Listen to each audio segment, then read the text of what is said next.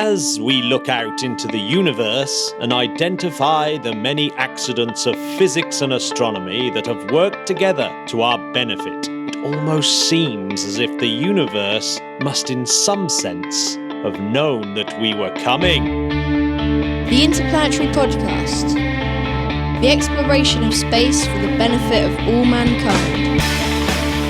Your hosts here in London, Matthew Russell and Jamie Franklin. Oh yeah, baby Dyson. Sir Dyson. Dyson. Don't know what happened. Freeman Dyson, little quote there that will become relevant as we move through the show. On this day, Matt, March 29th, 1974, what was happening? Mariner 10. What? The first Mercury flyby at 703 kilometres, and it's the last of the Mariner spacecraft. Can I get a yeehaw? You can get a yeehaw because it's very fortuitous, this, because it was the first spacecraft to encounter two planets at close range. It's the first spacecraft to get a really good close-up photograph of Mercury, and it took another 33 years before we got another one. Would you say it was showing off?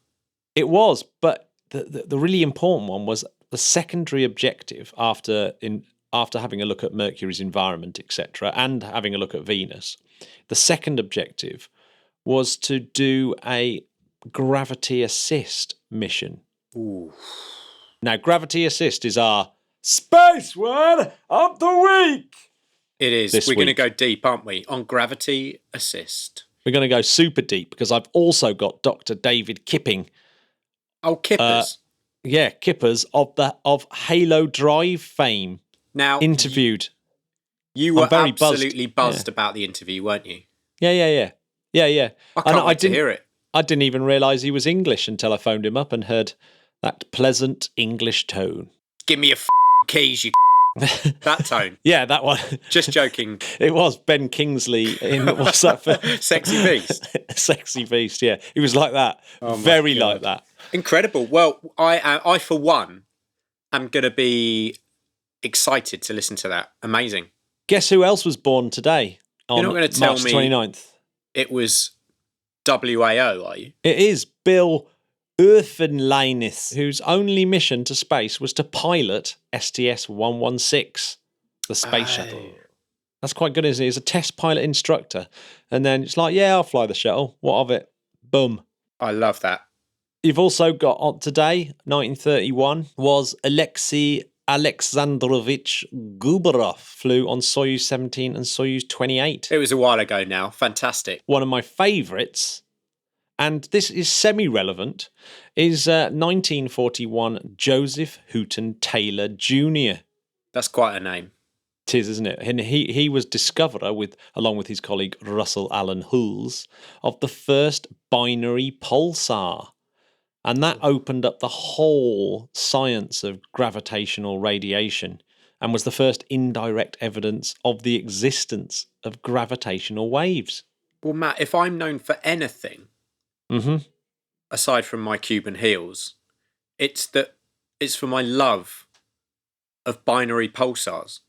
Yeah, and absolutely you should do, because over a 30-year period, Taylor and his colleagues made measurements that match Einstein's prediction to way better than 1%. And that prediction was that general relativity suggests that a binary system should start slowly shrinking because of the loss of energy as it emits these gravitational waves, gravitational radiation.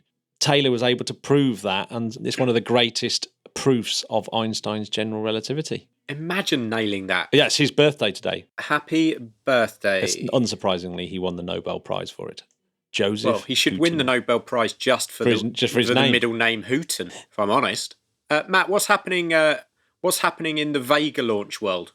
Vega launch, yes. Well, Vega launched Prisma at the end of last week. We just missed it on the podcast. But it's an interesting launch, that. It's got this Italian-made satellite of super high-end spectral or hyperspectral precursor of the application mission. Right. or prisma.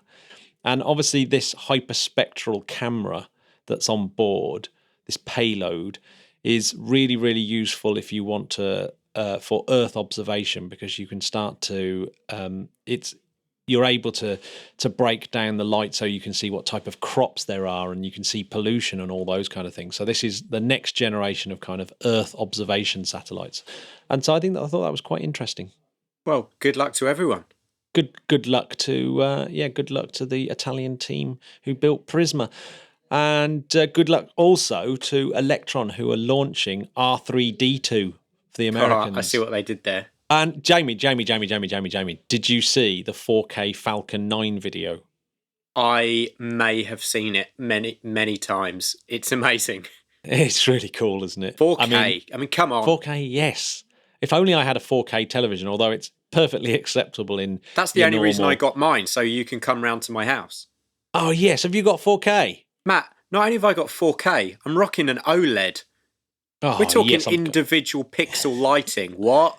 Well, I'm coming round. Although I might buy an 8K TV now. I know you've got a 4K one. 8K, nah, it just doesn't cut it. It's all about 4. You know, for the last 3 or 4 podcasts, we've been going on and on about this all-female spacewalk coming up. Yeah. It's only gone and been cancelled. I was really annoyed about this. I mean, who didn't sort this out? It's ridiculous. I think do you know what? I think it's just one of those things. Apparently, so as far as I can tell, and I did get a little bit confused by this story, but Anne McLean, it was supposed to be Anne McLean and Christina Cook, as one of our Spodcats pointed out. Thank you for that, listener. Yes. But it turned out that when Anne McLean was using her EVA suit, she decided that she preferred the medium-sized hard upper torso, right? Mm-hmm. There's only 4 spacesuits on the space station at the moment, and 2 of them are medium, but one of them, it just isn't ready for a spacewalk. So they weren't planning on using the medium one for McLean, but now they know the medium one for McLean is right. Of course, they've decided her going out in the larger one is unnecessarily dangerous, because spacewalks are really dangerous. You know, there's micrometeoroids and all those kind of things that can hit you, and it's very, very strenuous work. You know, this isn't for the light-hearted, and so unfortunately, the perfect person to do that spacewalk is Cook.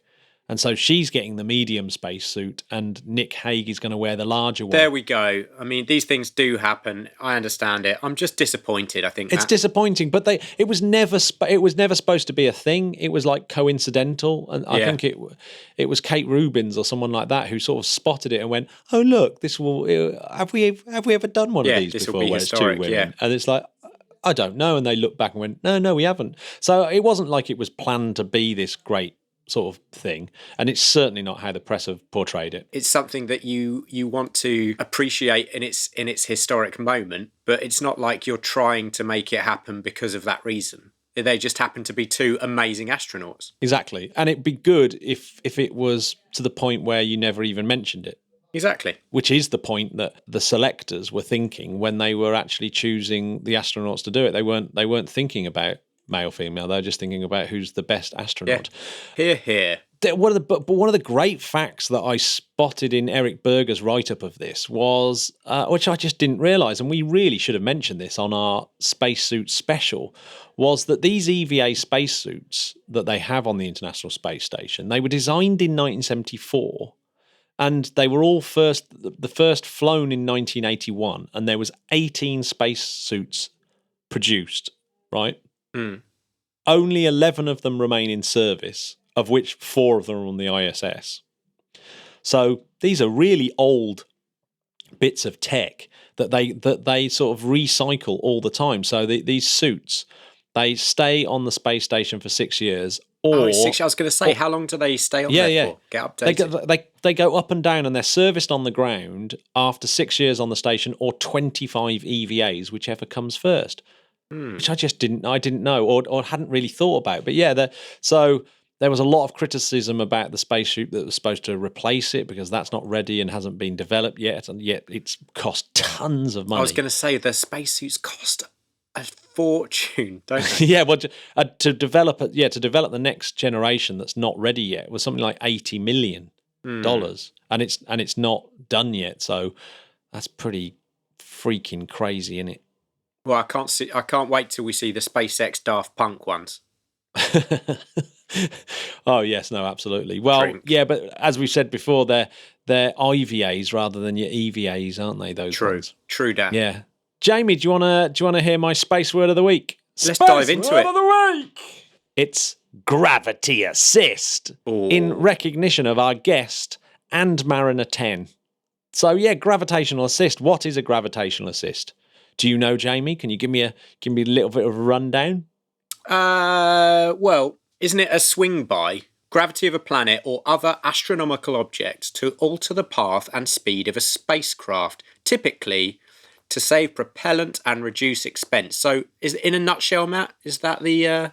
In a nutshell, yes. So, a gravity assistance is used to accelerate the spacecraft. So you can increase or decrease the speed. So, and basically, a lot of people think it's the gravity of the object itself that's doing the speeding up. So, as Voyager, for example, approached Jupiter, that somehow Jupiter pulls the spacecraft towards it, and you use that speed. That's not quite right, because obviously, as the spacecraft moves away from the object, it's doing the opposite effect. It's pulling it back. So that's not it. What it's doing is stealing a little bit of the speed of Jupiter as it's going around the sun. So obviously Jupiter's got a lot of speed as it's going around the sun. It's that you're kind of stealing a little bit. And I'll give you like a really rough analogy of that. Imagine you're standing on a railway platform and you throw a tennis ball against a stationary train, right? And you throw the ball at say 10 miles an hour, and it will come back at you at 10 miles an hour if it's a really ace rubber ball or thereabouts. If it was a perfect rubber ball, it would come back at the same speed. Now, say if the train was coming at you at 40 miles an hour, as you chuck that ball at the train, right, the driver would see it coming at him at 50 miles an hour, and he would see it bouncing off the front of the train at 50 miles an hour as well. So now the ball is actually going 90 miles an hour back at you because you've stolen some of that momentum off the train. And obviously the train has slowed down ever so slightly, but imperceptibly, because the mass of the train is so much greater than the mass of the rubber ball. But that's roughly it. That's roughly the same sort of thing that you're doing when you're stealing a little bit of this momentum off. Please don't throw tennis balls at trains, though. Don't do that, because obviously it's quite frightening for the poor old train driver. We don't want to be held liable. We've got no public liability insurance yet, have we, Matt? No, absolutely not. So, yeah, it was first used, this gravity assist maneuver was first used by the Soviet probe Luna 3, which photographed the far side of the Earth's moon. And we've talked about that on a previous podcast. But also Mariner 10. Happy birthday, Mariner 10. Happy birthday. Yeah, so here's the notable gravity assist: Luna 3, Mariner 10, Voyager 1 and 2, Galileo, Ulysses, Messenger, Cassini used one, Rosetta used one, Juno, of course, used one, and now currently at the moment we've got the Parker Solar Probe and Bepi Colombo have all used solar assist. Bepi's on there. Gravity assists, and that's mainly to those last two is to slow down. In actual fact, because when you sort of go into the inner planets towards the inner part of the solar system, you accelerate towards because of the sun's gravity. And so even though Mercury's traveling a lot faster than Earth, you're actually going really, really fast by the time you get there. So you've got to shed some of that speed off. And the way you do that is to use gravity assist to get rid of some of your speed, because it would take far too much propellant. That makes sense. So the most famous one, of course, was the Voyager missions that happened. It would just so happened for their grand tour of the solar system that the planets were lined up in such a way that these gravity assists meant that you could go and visit each planet one by one on minimum fuel. And that's not going to happen for centuries, apparently, ever again. And it was, of course, famously an intern that spotted this really brilliant. I never knew that. That's awesome. Yeah. He was the one that spotted this brilliant gravity assist path that you could take, and went, you should see this. And everyone, whoa, we better hurry up and build some spacecraft to take to take this on. Good work. Now, do you know who originally noticed this thing about gravity assist? The first person to kind of mention it. Oh. Wait, it wasn't Yuri, was it? Yuri Vasilievich Kondratyuk. It's not even his real name. We go way back. Yeah, his real name is Alexander Shulgai, and he's a Ukrainian engineer and mathematician and visionary. Apparently his books are absolutely incredible. And not only was the first person to mention gravity assists way back in 1938. In fact, he came up with it in 1918, apparently, as he was talking about spacecraft traveling to planets and using the moons of those planets to slow down, which is incredible. He had a paper called "How to Build an Interplanetary Rocket." That's way back in the day. That's pretty amazing. We should do it. We should definitely do a special on this guy because he also did Lunar Orbit Rendezvous, which is one of the key concepts for the Apollo landings. Ooh. So he's really important, and he's someone that no one ever really talks about. So yeah, gravity assist, isn't that really, really cool? I just love the fact that good work. as Voyager went past, say, Jupiter, it slowed Jupiter down ever so slightly. I just think that's Jupes. Sorry, Jupiter, but we should be talking more about a really novel gravity assist with our guest this week and Halo Drive. Coming up soon. So, Jamie, what was the piece of space news that tickled your fancy this week? I clicked onto the BBC site the other day and I did a bit of a double take, Matt, because it said India shoots down satellite, and I thought, hello, I'm assuming that they're not doing this as an aggressor. Although it seems like a very aggressive move, but they want to put their stamp on their power, Matt.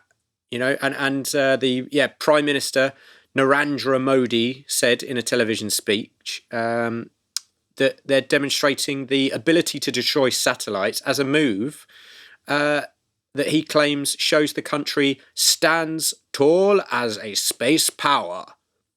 I mean, what do you take from this, Matt?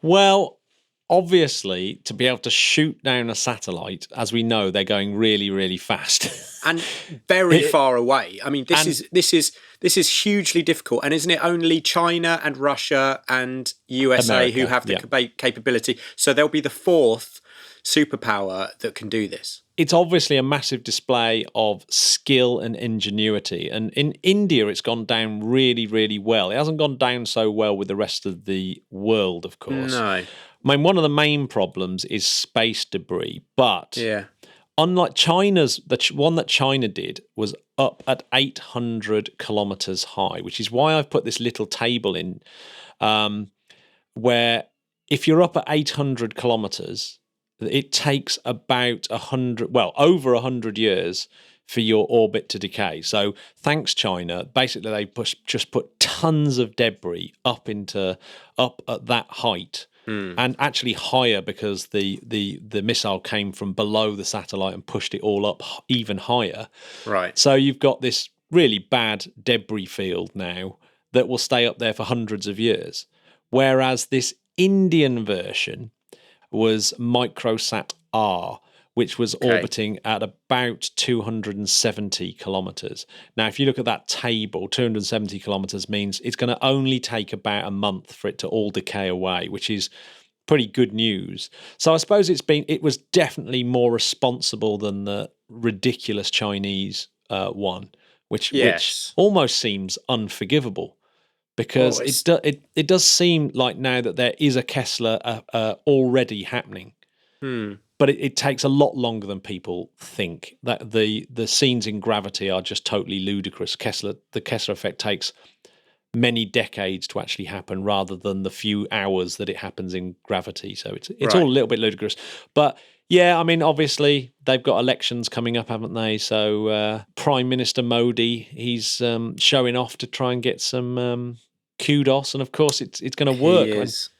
Which I think actually is very similar to the space news that I wanted to talk about, which was, of course, the one that everyone was very excited to see was Mike Pence saying that NASA was going to return humans to the surface of the moon by 2024. Ah, what a surprise. So what do you think, Matt? Has this got anything to do with China's now thoughts on going back to the moon? Do you know? Well, yes, it does. And obviously, America don't want to be beaten to the punch by China. But China aren't going to have boots on the moon until the 2030s, I wouldn't have thought. Right. So they already had a target, which I thought was overly ambitious, at 2028. But 2024 just almost seems like a complete ludicrous statement. And so NASA had basically set the goal of 11 years after Trump had ordered them to do so. So Trump said, right, you've got to return men to the moon. And that was in 2017. So it was 2028, right? And Pence said, ladies and gentlemen, that's just not good enough. So, and he said lots of other things, like by any means necessary to get humans to the South Pole. So I think any means necessary, and he was sort of saying, if contractors were failing to deliver, they would just swap to other ones. So this is much more of a veiled kind of message to say, right, everyone, get your asses in gear. This needs to happen. However, Bridenstine, after that announcement of, say, using commercial rockets, has gone back on that and said, "Oh no, we're working now to get SLS and Orion working. We're rejecting the commercial alternatives." And so it's all about that. So it's kind of really mixed messages, isn't it? I mean, it really is. I mean, it's up I and just down. don't get it. And, well, I just don't. I don't think that Pence is in the best position to understand how long stuff takes. What do you reckon? Absolutely not. I mean, we can't get on the moon for definitely not for the next few years. Like, I don't care. Make it happen. No, well, yeah, exactly. And it's like, I'll just ignore. Well, let's face it, Pence has got a record of ignoring scientists. For example, Pence does not accept the scientific consensus that human activity is the primary driver of climate change. Yeah. Pence has voted repeatedly against energy efficient and renewable energy. I mean, what the hell? Why would you vote against energy efficiency? Yeah, and definitely one that wants to screw up the Paris Agreement. Absolute bellends. However, Matt, he doesn't believe in evolution, Jamie. What? He doesn't believe in evolution. Quote, I also believe that someday scientists will come to see that the only theory of intelligent design provides a remotely rational explanation for the known universe.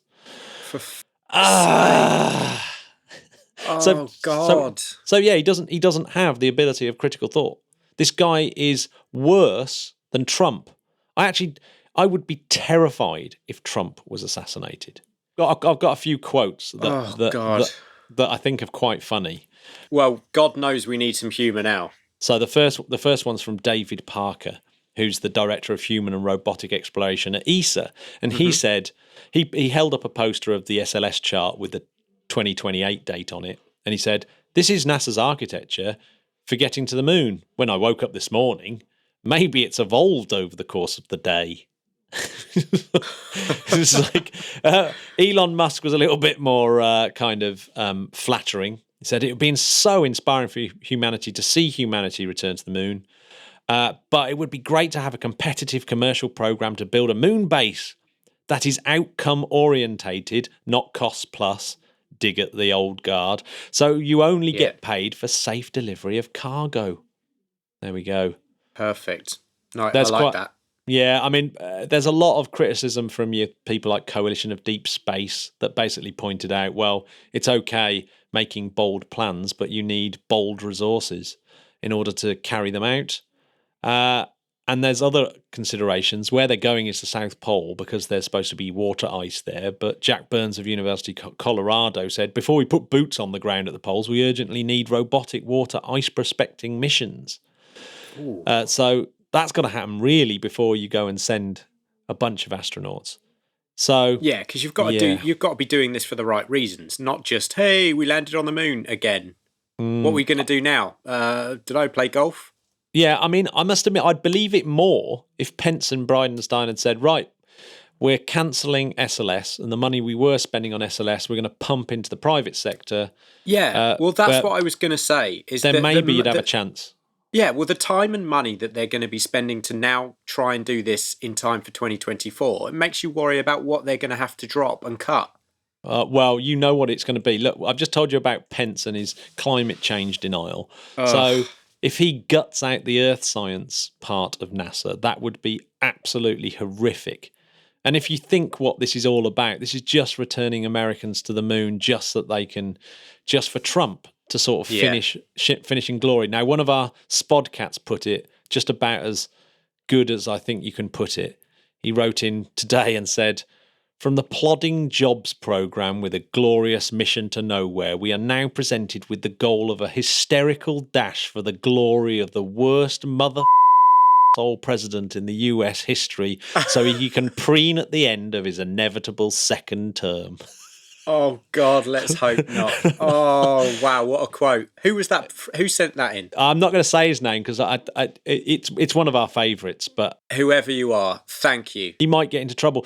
He comes up with a very nice thought experiment as well as a kind of coda to that bit of darkness. He says, the thought experiment I keep running in my head is, what if NASA said, right, you're guaranteed the same money each year plus inflation. You've got a clean sheet. Just do the program that would interest you with the current workforce, but decent leadership. And he says, if that was to happen, even the Alabama Senator Shelby would be proud of the result. Oh, let's see. Oh, God damn. It's just every time I go back to that administration, I cringe. How long is it going to last? Yeah. Don't start talking about a second term. Please don't let that happen.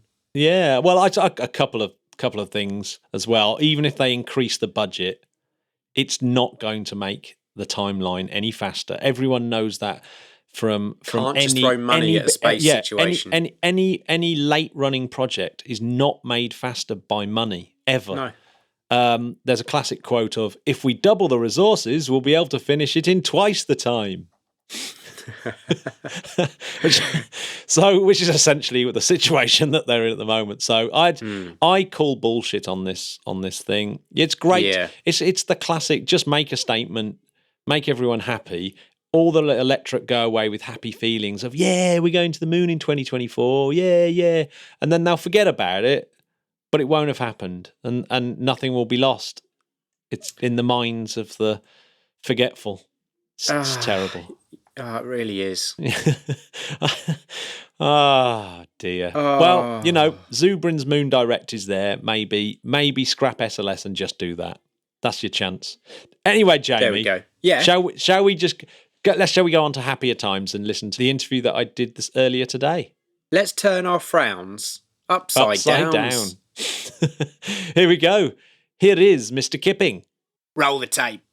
Écoutez. The Interplanetary Podcast, putting the ace back into space. So I'm joined by Dr. David Kipping from Columbia University. Hello, David. Welcome to the show. Hi, Matt. Yeah, thank you for inviting me on. Before we go off into today's topic, can you just give the listeners some kind of background of where you're from and how you've got to where you are today? Sure. I'll try and keep it brief. Could be a long story. In a nutshell, I grew up in the UK, hence the accent. And I did my undergraduate degree at Cambridge University in natural sciences and physics. And then I moved to University College London for my PhD. And then I switched over to Harvard after that for my postdoc years before finally becoming a faculty member now at Columbia University, where I teach astronomy, astrophysics with a specialization on exoplanets. Very, very interesting indeed. That's kind of how I wish my life had gone.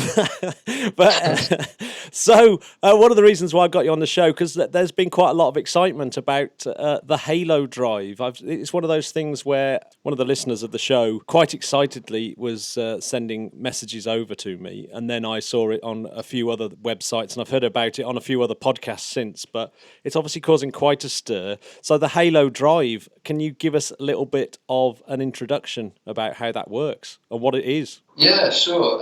It's a concept for accelerating spacecraft to relativistic speeds, which means speeds which are a meaningful fraction of the speed of light, essentially without expending any fuel on board the spacecraft. And the way this works is that you need, if you want to really accelerate to relativistic speeds, you actually require colossal, astronomical levels of energy to do so. So the whole premise behind the Halo drive is, hey, maybe trying to generate that level of energy here on Earth is, if you do the calculations, it's actually somewhat infeasible, even with current technology. But maybe we could borrow or steal that astronomical level of energy from an astronomical object, which has plenty of energy.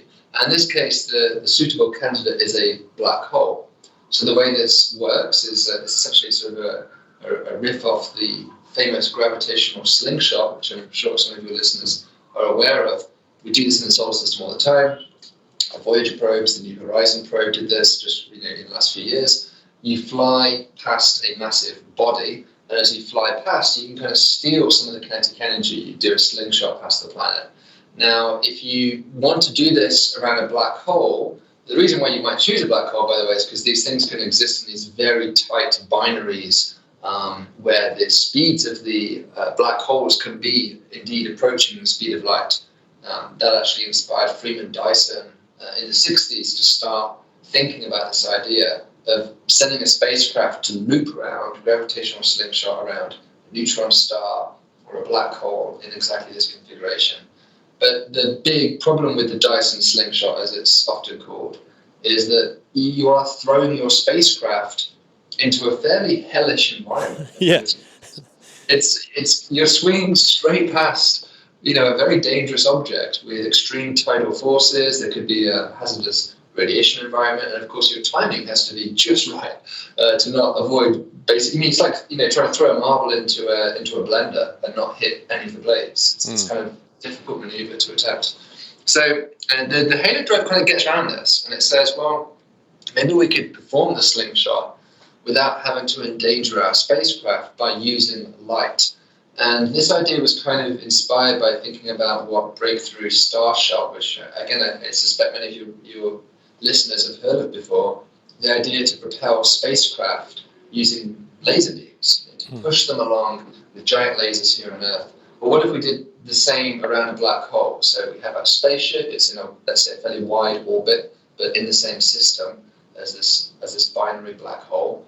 And we fire a laser beam at the black hole, at one of these two black holes, at just the right moment when one of those black holes is approaching us. And rather than firing the laser beam straight at the black hole, which of course would just cause the light to fall into the black hole, light can't escape a black hole, instead of doing that, we fire it just to the side. And there's actually a special angle you can choose, known as the boomerang geodesic. And if you do this, light bends, it just sort of skims the event horizon and loops right back to you. And if that happens, then the light is essentially behaving like a mirror, with black holes really in such a case. Now, if you have a moving mirror, a good analogy to this is to sort of think about a moving wall. If you had a wall that's moving towards you and you throw a ping pong ball against it, it will come back, it will bounce off the wall faster than it left. That's essentially the logic behind even a vanilla gravitational slingshot. It's the same principle, just basically stealing momentum off the moving object during this bounce. In the same way, the light wants to do that, but it can't speed up. Light is bound to always move at the speed of light, according to Einstein. That was going to be my question, was how do you make light go faster than the speed of light? So yeah, that's the bit that I'm struggling to get my head round. Yeah, it can't do that. So actually what happens is the light gains energy using the only way it can, which is to blue shift. And this is kind of like what would happen if you can kind of imagine this with waves. If you had a sound wave that bounced off a wall that's moving towards you, the sound wave would also come back at a higher pitch. And it's very analogous to a Doppler shift, just of a simple sort of ambulance driving down the street with its siren coming towards you. If the sound waves are getting this extra boost in velocity because it's coming off a moving object, then the pitch changes. And the same thing happens to the light here. The light increases in pitch, increases in frequency, and thus becomes bluer from our perspective. So altogether then what's happened, if we just sort of look at the full picture, you fired a beam of light. And actually, when you fired the beam of light, that act in itself pushed you in the opposite direction. And that's just, of course, because of, as Newton taught us, every action has an opposite and equal reaction. And even light carries momentum. It doesn't have mass, but it does carry momentum, as Einstein showed in 1905. So you get a slight push back in the opposite direction when you fire your laser beam. The laser beam then loops around the black hole and becomes bluer as a result of this process. And then finally it comes back to you and strikes your spacecraft again. And when that happens, you get a second push. So it's kind of an elegant system here, because not only did you get back the light that you put in, you accelerated your spacecraft, and you actually got more energy out than you put in, because the light beam comes back with more energy. So you can essentially charge up your battery on board the spacecraft. And that's kind of the principle behind the Halo drive, is to accelerate essentially for free from your perspective. Although you are stealing energy from the black hole, this is still net energy is zero, altogether. But from your perspective, you're essentially just harvesting energy from the black hole and using it to accelerate. I've got a couple of questions. So obviously, with a normal gravitational slingshot or gravitational assist, when the spacecraft goes past Venus, say, Venus actually slows down somewhat, and I presume that that's related to the mass of the satellite and the energy that it's then given it. But photons whizzing round, they've got no mass. So how does that affect the black hole? I mean, presumably the black hole is losing energy, but how is it losing energy? Mm-hmm. Yeah, so again, even though you're right, photons do not carry mass, the important thing is not whether they carry mass, it's whether they carry momentum.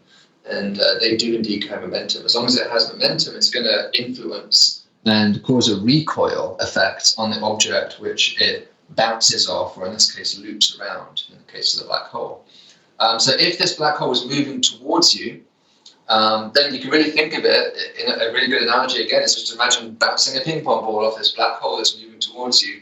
You will slightly slow down the black hole, and that will actually cause the binary orbit to shrink a little bit. And essentially what you're doing is you're causing the black hole to merge at a slightly quicker rate than it would do if you weren't there, if you weren't doing this. Vice versa, you can actually do the opposite. This is what I've described so far as a process for acceleration, but you can also decelerate using the exact same logic, except you use the opposite point in time. So now you fire a laser beam at, instead of the black hole which is coming towards you, the black hole which is moving away from you. And in that case, you're actually taking energy from the spacecraft and dumping it into the black hole binary itself. So you're doing the opposite process there. And then you would actually cause the binary orbit to expand. So you can actually see here that this is kind of like optical tweezers. You have essentially a means, an advanced civilization certainly could exploit this, to manipulate the architecture and configuration of binary black holes using just beams of light.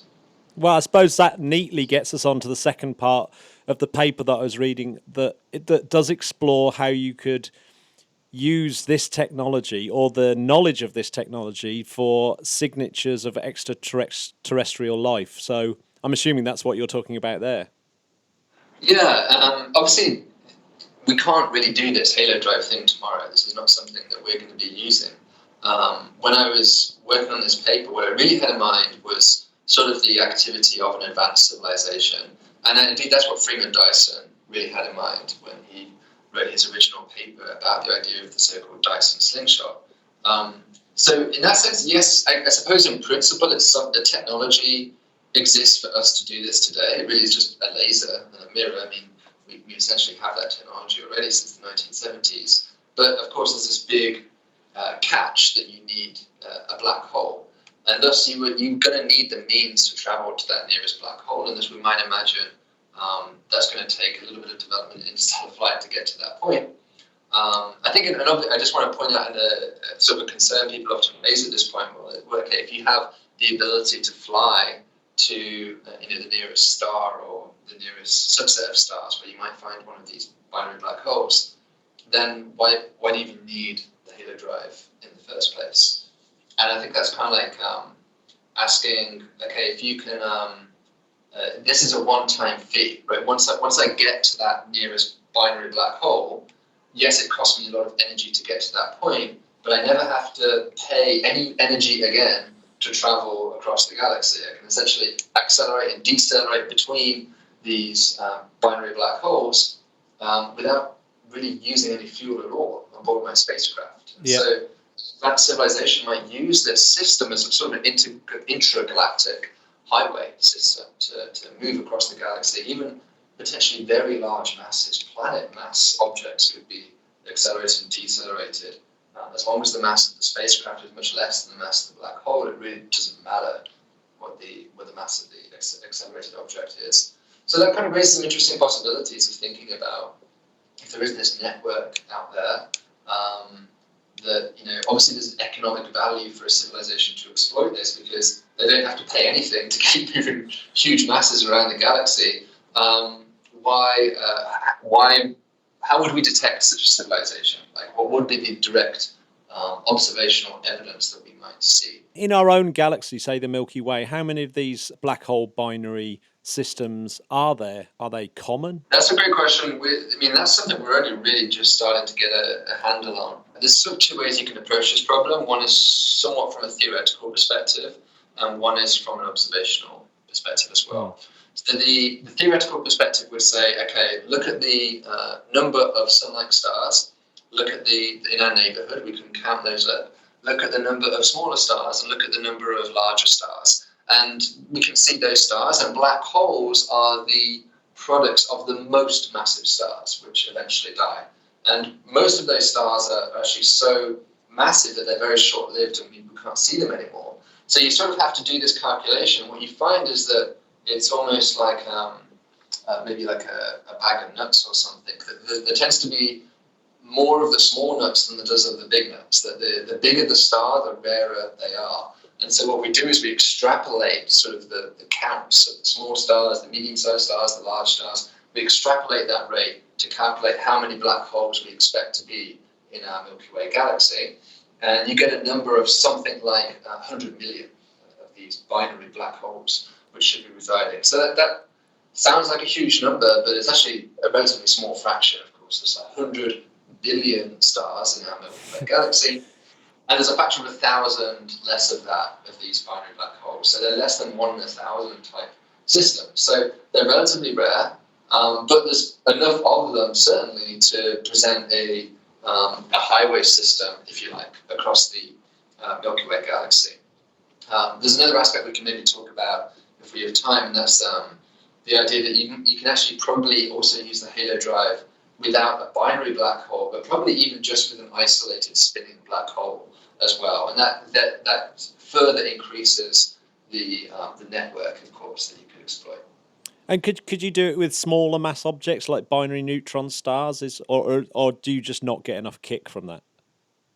You can't use the halo system in that case, and that's just because the light will not bend enough to come back to you, which is really an important premise and requirement for this system, where you need the astronomical object to behave like a mirror. And you could imagine, painting a planet to be silver or something and creating a mirror that way.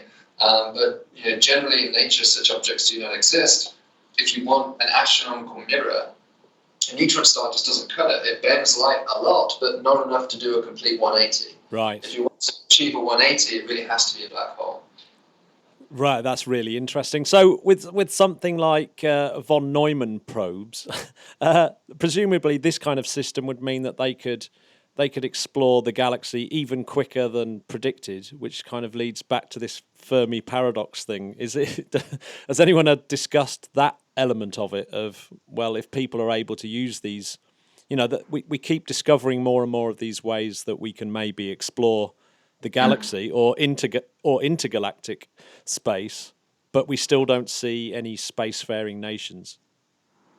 Yeah, I mean, if you think about it, it might actually remove some pressure on the fact we don't see these civilizations, because the place where these civilizations are likely to reside are black holes. And we really struggle to detect black holes by virtue of their black nature. They are unobservable to light, essentially, apart from a slight distortion of background stars. Now, thanks to LIGO and other gravitational wave detectors such as LISA that might come online in the future, we are starting to gain the ability to hear, essentially, the ripples in space-time caused as these black holes orbit one another. So over the future years, I expect we'll start to build a map of the galactic population of these black holes. Another way of doing that is also microlensing as these black holes distant stars. So over the future, we should gain that map. But if you think about what this advanced civilization would be doing with this network, each of those binary black holes or spinning black holes, they represent waypoint stations. And certainly in the history of our own civilization, waypoint stations tend to be hubs of trade. And so it kind of makes more sense to put your civilization around those points.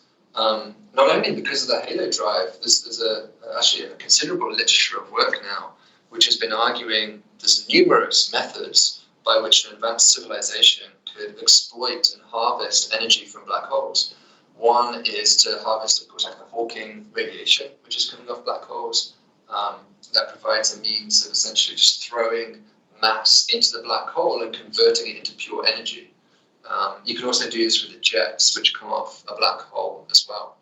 So that's kind of an amazing object. It's almost like the replicator from Star Trek in reverse. You can take mass, any kind of mass, garbage, and convert it into pure energy.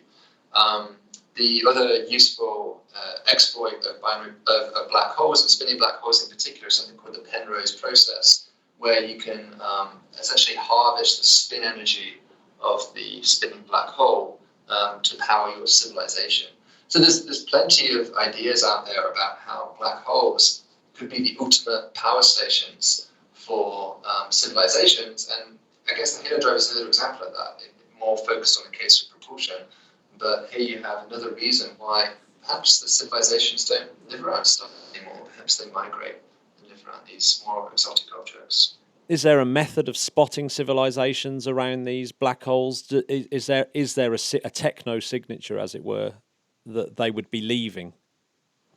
Yeah, I guess that's a sort of an open question at the moment. Most of the techno-signature work has focused on stars like our own sun, what it would look like if civilizations were doing industry and building large megastructures. You've probably heard of the Dyson sphere as an example of that. There is some work on the consequences of building those structures around black holes as well, but it's definitely less well studied, I would say.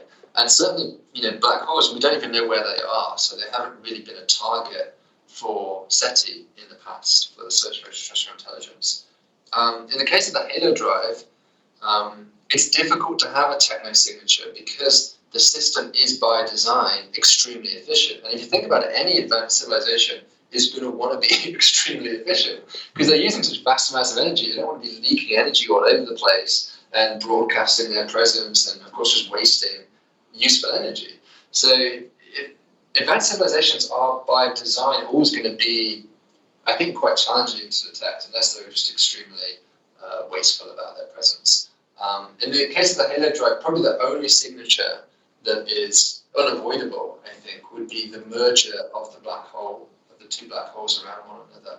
Every time you use these black holes to accelerate, as I mentioned earlier, you can steal some energy from the pair and thus cause them to merge at a slightly elevated rate than they would would otherwise. On top of that, you distort the orbit. The orbit most likely would have circularized by this point. It should be just a perfect circular orbit. But every time you go off in a preferred direction, you're going to actually distort the shape of the orbit into more of an ellipse. So you might be able to detect that in the in-spiral moments that LIGO and things are detecting, you might be able to detect that the orbit must have been eccentric in order to explain the gravitational wave signature. And that would be unexpected, I think. Generally, it's kind of surprising to have a large population of highly eccentric black holes at this point. One bit that I just want to go back to, because I've suddenly realised that in my head I haven't quite got this sorted. You've got these two black holes spinning around each other, and it's that actual spin where they're up at these near light speed, well, very, very fast speeds. Is that correct? Yeah, I mean, I guess in the case we've mostly been focused on, it's not really the spin of the black hole which is relevant. It's simply that's what a spinning black hole is called a Kerr black hole. You have to use something called a Kerr metric to explain it. This is really the more simple case of just a simple Schwarzschild black hole, which means it has no spin and it has no charge. According to the famous no-hair theorem, you can completely describe a black hole with just three parameters: its mass, its spin, and its charge. And if it's not spinning, it doesn't have any charge, then it's literally just mass completely describes it, and that's the Schwarzschild black hole. And that's what we have here. We have a Schwarzschild black hole, except that there are two of them, and they're orbiting around one another, and it is the kinetic energy of the orbit, if you like, which we are leveraging here to power our halo drive. You can also consider an isolated spinning black hole. That's the Kerr black hole case. And in that case, the physics is a bit different. What you're doing is you're using frame dragging. So these black holes have such ridiculous gravitational fields that literally warp and bend space around with them as they spin. They twist space-time. And thus, as a light beam sort of approaches it, it's kind of like jumping on a merry-go-round for a short amount of time. Was anyone else involved in this study? Did you even get to speak to Freeman Dyson himself? I have met Freeman before. I sent him a preprint of the paper, sort of an early draft, and he really liked it. So which is, I guess, not surprising because he's heavily involved in the Breakthrough Starshot project, which is the idea of using lasers just to accelerate spacecraft. And he is, of course, the founder of this Dyson slingshot idea. This is really a fusion of those two ideas. I mean, it's often said that there's no such thing as a truly original thought or a truly original idea. It's merely the combination of different ideas out there already in the literature in unique and different ways. Infinite diversity and infinite combinations. I think this is kind of an example of that. Like, I'm not going to claim this is like some kind of super original concept because this is just really taking existing known physics and just combining it together in a slightly novel way. I think the reason why it's caused a lot of excitement is that novel way is it does feel like a really clever idea. So yeah, it's really interesting, and it's obviously it's got some applications, even though that's a long way away. I mean, talking about how far away it is, what kind of leaps in technology would we have to be able to exploit something like this? Well, we need to be able to reach the nearest binary black hole. That first requires having a map of where they are. So that's hopefully work that's actually happening right now, as I said, with detectors such as LIGO. And then the second thing is you need to be able to, of course, actually travel to that destination. That's always going to be a very expensive enterprise. I guess the attraction here is that once you can accomplish that, once you can get to your nearest black hole, you can pretty much get to anywhere in the galaxy you want after that point, and in fact keep going back and forth without expending any further energy. But there is this one-time fee of having to, first of all, build a spacecraft which can get to the nearest star system. Breakthrough Starshot is obviously one possible avenue that might one day be able to accomplish this, or some form of that approach. And of course, there's other ideas such as maybe a nuclear fusion drive on board the spacecraft, or sort of ion drive technology. So this is obviously kind of really pushing the limit of what about knowledge at the moment as to how to do this. But I'm certainly excited. We've actually some other ideas here in our group about how to do this. So I don't want to give a spoiler alert, but we think we have an interesting new approach that we're working on right now. So you have to stay tuned for that one. Oh, fantastic! Yeah, I'll definitely look out for that. I mean, what sort of what sized craft do you have to get out to that system to start the ball rolling? I'm not sure there's any hard limit on the size of the spacecraft. The lighter your spacecraft, the less energy it takes to accelerate it. It takes about 10 to the 12 joules of energy. So that's about a terajoule of energy to accelerate a gram mass spacecraft. So that is sort of the amount of energy produced by a nuclear power plant operating for days on end. It's a huge amount of energy. Whereas if you want to accelerate, I mean, that's just a gram mass spacecraft, actually, the size of a microchip. If you want to accelerate something like the space shuttle, then it would take something like a nuclear power plant 100,000 years of continuous operation to generate enough energy into, and then somehow you have to store that energy in some kind of giant battery of some kind. Yeah. Goodness knows how we do that. And then you expend all of that energy and fire some kind of giant laser onto your space shuttle and accelerate it away. So just from the way I'm describing this, I think it's kind of self-evident that there are many technical challenges. This is a formidable problem. Yeah. But it's maybe, who said that interstellar travel was supposed to be easy? This is probably a problem that is supposed to challenge us and supposed to push us to the edges of our creativity and imagination. And I think that the more different ways we can attack this problem, the more people that start thinking about this problem seriously, thinking about the physics which might enable us to do this, then the greater our chance of success. Absolutely. Well, I think that's a really good place to end. Thanks very much. And yes, as soon as you've come out with, presumably it's another paper about your ideas of how you approach the problems we were talking about, then please let me know and we'll try and get you back on again. Yeah, great. Well, thank you so much, and thank you for having me on your podcast. The Interplanetary Podcast is alive! Well, Matt, I can see why you were so pumped about that interview. It's so great. Yeah, it's cool, isn't it? Super cool. I've trying to get my head round red photons turning into blue photons as they speed up round a black hole. Well, call me after the podcast and I'll explain it to you. Okay, thank you, Jamie. The song "Across the Universe" by the Beatles, Lego minifigures of Galileo and the Roman deities Jupiter and Juno, a sound recording of a kiss between a mother and child, Luke Skywalker's lightsaber, a prop from 1983, went up in 2007 with Discovery, STS-120. Did you know any of this, Matt? No, I didn't know that. What weird stuff has gone into space? Well, I'll tell you what, Jamie. You give us a better rundown next week. Yeah, I'll do it next week. And in the meantime, what can the Spodcats do? Well, I tell you what they can do. They can head over to iTunes, and if you've enjoyed our ramblings, why not give us a review? I mean, if it's 5 stars, then thanks. You could also subscribe to this podcast, but what I'd love you to do is to go over to interplanetary.org.uk and check out our social media. Maybe get in touch. Have you got a question? Have you got someone you'd like us to interview? Or have you just got a complaint about one of Matt's impressions?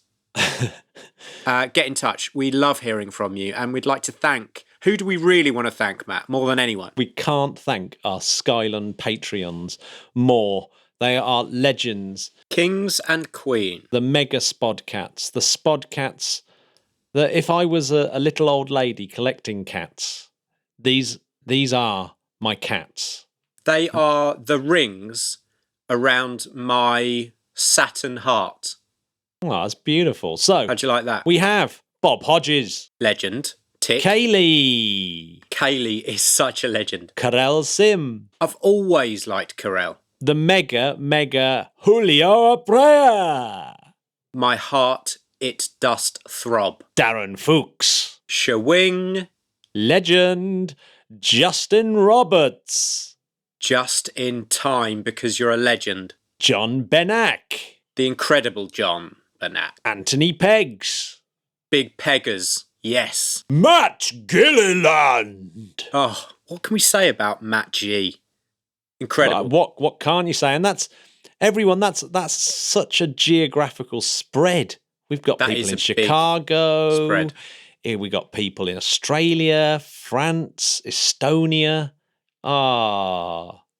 Do you want to join this esteemed team? Where can they head, Matt? They can head to patreon.com/interplanetary. The way forward. And join all 57 of the Spodcats that await you there. It's incredible scenes. So thank you, everyone. And I just think I'd like to wish you have a good weekend. And if you want to read more about Halo Drive, then it's in JBIS this month, the Journal of the British Interplanetary Society. So why not join the British Interplanetary Society and get JBIS or Spaceflight? David Baker does Spaceflight, and JBIS is full of articles, peer-reviewed articles like the Halo Drive. And yes, David Kipping's from the Department of Astronomy, Columbia University, is in this month's BIS. It is an incredible call. Yeah, so yes, join the British Interplanetary Society if you're interested in space, the oldest running space advocacy society in the world. Thank you very much, Spodcats. Have a good weekend. See you next week. See you soon, and don't forget to use your gravity assist when at the bar this evening. Goodbye. Bye-bye.